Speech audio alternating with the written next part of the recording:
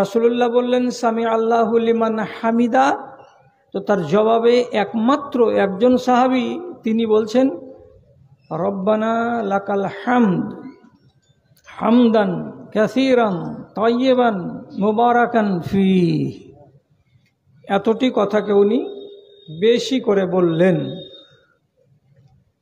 যখন নামাজটা শেষ হলো তখন রাসূলুল্লাহ মুক্তাদির দিকে মুখ করে বললেন মানিল মুতাকাল্লিমু, এই এতগুলো লোক তোমরা আমার পিছন দিকে নামাজ পড়লে, তোমরা এই এই এই এই কথাগুলো বলে যে দুয়াটা পড়লে রুকু থেকে উঠার পরে, কে বললে তোমরা?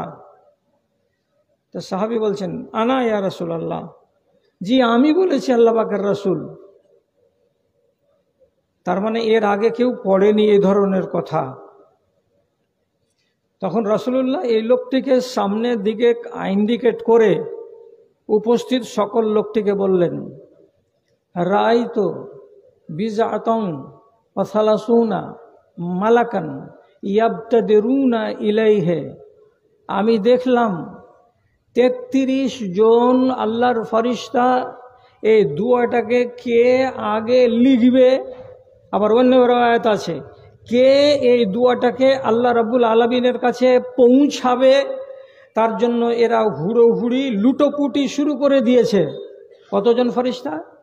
33 জন বা 35 জন বা 37 জন ফেরেশতা এই দুয়াটাকে নেওয়ার জন্য তারা হুড়োহুড়ি করে। একটা গাছ থেকে আম পড়লে চারিদিকের ছেলেপিলে সবাই তো দৌড়ায় যে আমি কুড়াবো আমি কুড়াবো আমি কুড়াবো। তো কুড়াবে তো একজন ভাগ্যবান।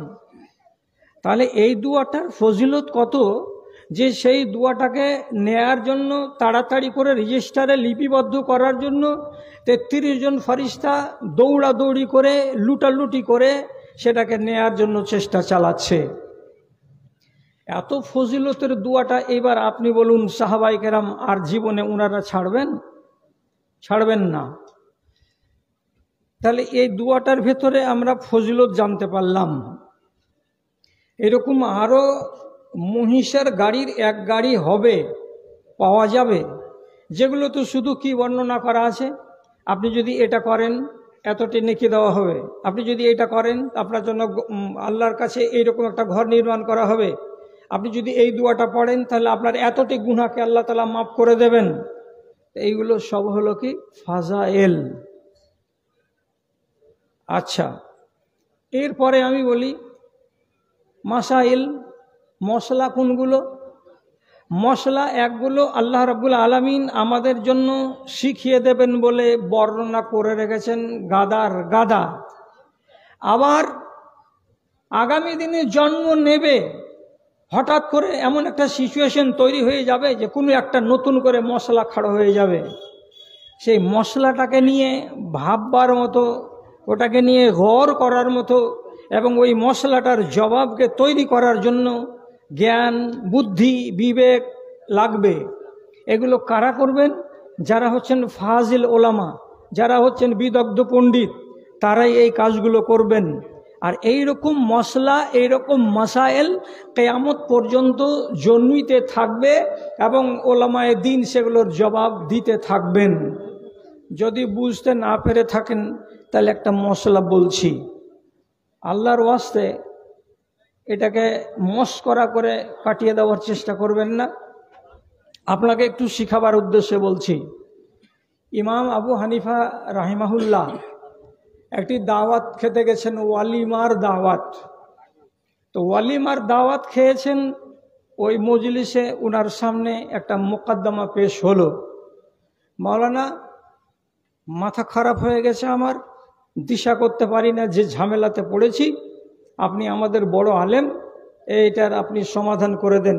একটা বিশাল বড় মশলা আমার সামনে খাড়া হয়েছে। কি হয়েছে ভাই? তো বলছেন দুটা বেটার বিয়ে দিয়েছি গতকালকে, একই বাড়ির দুটা মেয়েকে বৌমা বানিয়েছি, আর দুটা বৌমাকে একই রকমের শাড়ি দিয়েছি, দিয়ে সাজিয়ে ওদের মায়ের বাড়ি থেকে নিজের বাড়িতে এনেছি। ওরা দুই বোন। রাতের বেলায় রাত 10:30টার সময় ভিড় ভাড় যখন কমেছে, বাড়ির বউগুলো এটা ওরা ঠিক করতে পারেনি। মজিবুরের যেটা কবুল করা বউ ওটাকে এজাবুলের ঘরে ভরে দিয়েছে, আর যেটা এজাবুলের কবুল করা বউ ওটাকে মজিবুরের ঘরে ভরে দিয়েছে। এই বেচারারা কি জানে যে কোনটার নাম মুজিবুর রহমান আর কোনটার নাম ইজাবুল? কবুল করার টাইমে জানে যে আমার স্ত্রীর নাম আর আগে শুনেছে বাপের কাছে যে ছেলেটার নাম ইজাবুল। মেয়ে ছেলে নতুন মানুষ, রাতের বেলায় ঘরে থেকেছে। এক কথায় খোলাখুলি বলছি, ওদের শারীরিক সম্পর্ক কায়েম হয়েছে। এবার সকালবেলায় এই ঘর থেকে যখন বউ বেরিয়ে আসছে, তোমার নাম কি? বলছে আমার নাম সলেহা। বলছে হায় আল্লাহ, তো তুমি মজবুরের ঘর থেকে এখানে বার হইলে? আমি কার ঘর থেকে বাইর হব? তুমি ও মাঝকুল বেটার ঘর থেকে বাইর হবে। তাড়াতাড়ি করে এই ঘরের দুয়ারে যে তখন বলছে তোমার নাম কি? রুকসানা। তুমি এই ঘর থেকে বাইর হলে? যে হ্যাঁ। ইন্নালিল্লাহ, তোমাকে এই ঘর থেকে বাহির হওয়ার কথা নয়, তোমাকে এই ঘর থেকে বাহির হওয়ার কথা। বেচারারা মুখ ঢেকে দিয়ে বলছে আমরা ওলা কি বুঝিবি মা, যে ঘরে পাঠিয়ে দিয়েছে সে ঘরে চলে গেছি। তাহলে একজনের বউয়ের কাছে আর একজন চলে গেছে, দুটোই মেয়ে ছেলে অন্য স্বামীর কাছে রাত কাটিয়েছে, শারীরিক সম্পর্ক কায়েম হয়েছে। হুজুর কি করব এখন বলেন তো? ইমাম আবু হানিফা বললেন এইরকমই মশলা হযরতে মুআবিয়া রাদিয়াল্লাহু তাআলা আনহুর যুগে পেশ হয়েছিল, যেটা মশলা আজকে আমার সামনে আপনারা এনেছেন। তাই এক গাদা কথা বলবো না, শুধু একটা শিখ বলবো। যোগ্য যোগ্য আলেমে দিন আছেন, তো উনি কি মশলাটা দিলেন? বললেন যে দুই ভাইকে সামনে ডাকো। সামনে ডাকা হলো, তারপরে বললো বাবা রাতের বেলায় ভুল হয়ে গেছে, এবার তোমাদেরকে যেটা মশলা বলছি সেটা মানবা তোমরা? জি মানবো। কি করতে হবে? তোমরা দুজনই নিজের স্ত্রীকে তালাক দিয়ে দাও। হ্যাঁ, তালাক দিয়ে দিলাম। তালাক দিয়ে দেওয়ার পরে আবার দুই ভাইয়ের নতুন করে এবার বিয়ে দিয়ে দেওয়া হলো। তো রাতের বেলায় যে বউটা বদল হয়ে এর ঘরে এসেছিল, তালাক পাওয়ার পরে নতুন বিবাহ করে এর স্ত্রী হয়ে গেল, আর ওরটা ওর স্ত্রী হয়ে গেল। এখন এটা যে করে দিলেন, আপনি মনে মনে বলবেন যে ইদ্যত কই? তালাক যে হয়ে গেল তো তালাকের ইদ্যত তো কোরআন মাজিদ আল্লাহ তাআলা বলে দিয়েছেন, যদি সহবাস না হয় আর তালাক হয় তাহলে হাফ মোহর লাগবে। আর যদি ওর সাথে উঠা বসা কোনো কিছু না হয়ে থাকে তাহলে ওই মেয়ে ছেলেটির কোনো ইদ্যত লাগবে না। তো স্বামী তো তার কাছে রাত কাটায়নি, অন্যজন ভুলে কাটিয়েছে, কাজের ইদ্যত কোথায়? ইদ্যত আর কাটাতে হলো না বলে আবার নতুন করে ছেলে দুটার মোহর করে বিয়ে দিয়ে দেওয়ার ব্যবস্থা হলো। আচ্ছা, এত জটিল মশলাটা উনার মতো যদি ফাকিহ আলেম না হতেন তো তাহলে কি আমাদের মতো এই চুনোপুঠিগুলো যারা কুদা ফাঁদা বেশি করছি এর দ্বারা সম্ভব? সম্ভব নয়।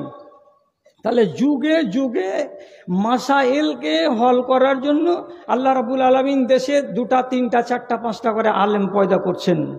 তাহলে একটা কথা মনে রাখবেন, ফাজাইলের চাইতে মাসাইলকে জানা বেশি জরুরি। মাসাইল আমি একটা উদাহরণ দিলাম, রমজানকে কেন্দ্র করে এক গাদা মাসাইল আছে। একটা লোক হঠাৎ করে ফোন করে বলছে এক মাদানী সাহেবকে, ভাই 3 লোকমা উঠেছে জি ভাই, আর আজান পড়ে গেল, কি করব? আল্লাহর ভয়ে ভাত ছেড়ে দিলাম, দিয়ে না খেয়ে রোজা করে বসে আছি। এটা মশলা নয়? মশলাটা জানেন না, না জানার কারণে এই ভুলটা করেছেন। যে ভাইয়ের কাছে মশলাটা জানতে গেলেন উনি আপনাকে বুঝিয়ে দিলেন। প্লেটে হাত পড়ে গেলে, লোকমা মুখে উঠে গেলে, আজান যদি 7 বার করেও দেয়, খানা ছাড়তে হবে না, ঠাঠিয়ে খেয়ে যাও একবারে। তাহলে আলেম থাকতে গেলে এই সমাধানটা করে দিবে, এটা হলো মাসাইল। এর গুরুত্ব হচ্ছে 1 নম্বরে, তারপরে হচ্ছে আপনাকে 2 নম্বরে এসে কি ফাজাইল, ফজিলতের কাজ করবেন। ফজিলতের কাজ যদি আমি না বা করে দিই, আল্লাহ আমার উপরে আযাব নাজিল করবেন না। আর মাসাইলে গিয়ে যদি ভুল করি তাহলে আল্লাহ তাআলা আমাকে ধরে নেবেন, কেন তুমি এই কাজ করতে গেলে আর ভুল করলে। তেমনি আর একটা জিনিস আছে আমার শরীয়তের ভিতরে, কি মাওয়ায়েজ মানে ওয়াজ, নসিহাত। কোরআন মাজিদের ভেতরে অনেকগুলো ওয়াজ আছে, অনেকগুলো কিস্সা আছে, অনেকগুলো কাহিনী আছে। আমি বলছি না যে আপনি শুনিয়েন না, আমি বলছি শুনেন, কিন্তু ওয়াজ এবং নসিহাতের সেই স্টোরি, সেই কাহিনী, সেই কিস্সা আমি যদি না শুনি তাহলে আমার অত মারাত্মক ক্ষতি হবে না, আর যদি মাসাইলকে পিছে ফেলে রাখি তাহলে আমার অনেক ক্ষতি হয়ে যাবে। তিরমিজি শরীফ একটা হাদিস এসেছে, হাদিসটার প্রতি আপনার দৃষ্টি আকর্ষণ করছি। বনী ইসরাইলদের ভেতরে একটা লোক ছিল, লোকটার নাম হলো কিফিল। তার সম্বন্ধে হাদিসে লেখা আছে কি, ফাইন্নাহু লাম ইয়াতাওয়াররা যামবান ইল্লা ফাআলাহু। দুনিয়াতে এমন কোনো একটা পাপ ছিল না যে এই কিফিল লোকটা করেনি। সমস্ত পাপ করেছে, সব পাপ করেছে। ব্যভিচার বলুন, ডাকাতি বলুন, ছিনতাই করুন, রাহাজাই করুন, আর যত রকমের পাপ আছে সব পাপ করেছে। একটা মেয়ে ছেলেকে 60 দিরহাম অর্থাৎ টাকা দিয়েছে, আর দেওয়ার পরে তার সঙ্গে শর্ত করেছে, তুমি যদি তোমার শরীরটা আমাকে একবার দান করো তাহলে এই 60টা দিরহাম তোমাকে আমি দিয়ে দিলাম, এটা তোমার। তো হাদিস নয়, কথাতে আছে, পেটে যদি জ্বালা বাড়ে তাহলে এই পেটের জ্বালা মানুষকে কুফরি পর্যন্ত নিয়ে চলে যায়। মানুষ কুফরি কাজও করে দেয় পেটের জ্বালায়। মহিলার গুরবাতি ছিল, পেটের জ্বালা ছিল, বেচারির 60টা দিরহাম পেয়েছে, পাওয়ার পরে নিজের ইজ্জতকে বিক্রি করার জন্য রাজি হয়ে গেছে। রাত 10টার সময় নির্জনে যখন এই কিফিল ওই মহিলার সঙ্গে শারীরিক সম্পর্ক করার জন্য প্রস্তুতি নিয়েছে, তা হাদিসের শব্দ ফারতাদাত ওয়া বাকাত, মেয়ে ছেলেটি কেঁপে উঠল, কেমন যেন তাকে ঝটকা লেগে গেল, আর সাথে সাথে চোখ দিয়ে কান্নার পানি নেমে এলো, মুখে আওয়াজ বেরিয়ে এলো। তখন কিফিল বলছে, এই তুমি কান্না করছো কেন? আমি কি তোমার উপরে জোর জবরদস্তি করেছি? আমি কি তোমার সাথে যে এই কাজ করতে যাচ্ছি শারীরিক সম্পর্ক, আমি কি বল প্রয়োগ করে করছি, না তোমার ইচ্ছা মতে আমি করছি এই কাজটা? এত কাঁপছো কেন, আর এত কাঁদছো কেন? তখন মহিলা জবাব দিয়ে বলছে, ইন্নি মা ফাআলতু হাযা ফি হায়াতি, আমি এই কাজ আমার জীবনে কোনোদিন করিনি, কিন্তু কেন করছি? আমার পেটের জ্বালা আছে, তারই জন্য এই কাজ করতে বাধ্য হয়েছি। তবে আমার ভেতরটা কাঁপছে। কিসের জন্য কাঁপছে? যে আমি এই কাজটা কেন করতে যাচ্ছি, এটা কাজ যে হারাম, আর এই কাজের জন্য যদি রব্বুল আলামিনের কাছে আমাকে জবাবদিহি করতে হয় তাহলে আমি কি সেই দিন কল্যাণ পাবো? এই জন্য আমার ভেতরে একটা কম্পন সৃষ্টি হয়েছে এবং আমি আতঙ্কগ্রস্ত হয়েছি, আর এই ভয়ে আমার চোখ দিয়ে পানি আসছে। কিফিল ওখান থেকে নেমে গেল, প্র্যাকটিক্যাল করলো না, মন্দ কাজে করার জন্য যে ইচ্ছাটা করেছিল সেখান থেকে সরে এলো। আসার পরে ওকে বলছে, যাও, তোমাকে আমি ছেড়ে দিলাম, তুমি এই একটা কাজ করার জন্য আজকে এতটা কেঁপে উঠলে, আর তোমার ভেতরে খাসিয়াতে ইলাহি এইভাবে জেগে উঠল।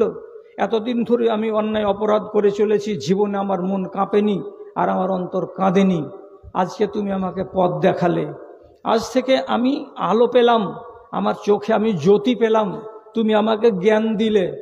ওকে এমনি এমনি ছেড়ে দিল, 60 দিরহাম তাকে মাপ দিয়ে দিল, বাড়ি এলো, তওবা করলো। সারা জগতের লোক জানে যে কিফিল একটা ডাকু, একটা লম্পট, সে একটা বদ স্বভাবের লোক। যে রাত্রিতে তওবা করলো সেই রাত্রিতেই মারা গেল। এইবার এই লোকটার মতো লোকটার জানাজাতে একটা বান্দা হাজির হবে না, কেউ আসবে না। তো বনী ইসরাইলদের ভিতরে আল্লাহ রাব্বুল আলামিনের একটা নেচার করা ছিল কি, আব্দুল্লাহ বিন মাসউদ রাদিয়াল্লাহু তাআলা আনহু একদিন রাসূলুল্লাহকে বলছেন, ইন্না বানি ইসরাইলা আহাব্বু ইলাল্লাহি মিন্না ইয়া রাসূলুল্লাহ, হে আল্লাহর রাসূল, বানি ইসরাইল কওমেরা আমাদের চাইতে মনে হয় আল্লাহ তাআলার কাছে খুব বেশি প্রিয় ছিল। কেন?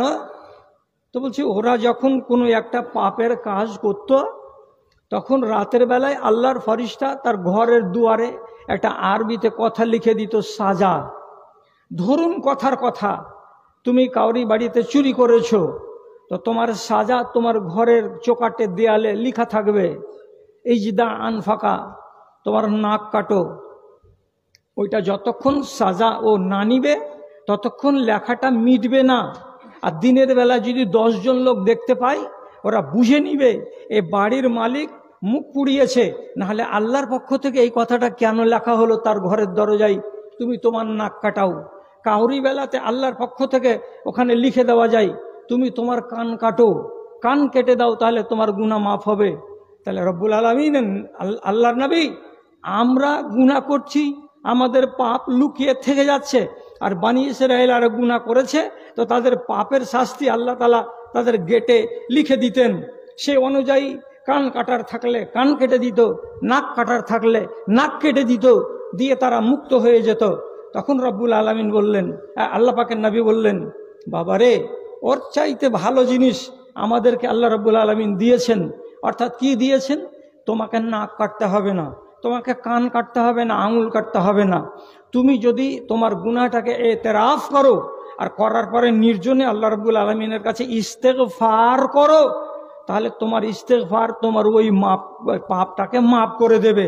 এবার তুমি বলো, বনি ইসরাইলরা তোমাদের চাইতে সম্মানী ছিল না বনি ইসরাইলদের চাইতে তোমরা বেশি সম্মানী? বুঝা গেল যে বনি ইসরাইলদের চাইতে আমরাকে আল্লাহ রাব্বুল আলামিন বেশি সম্মানী করেছিলেন।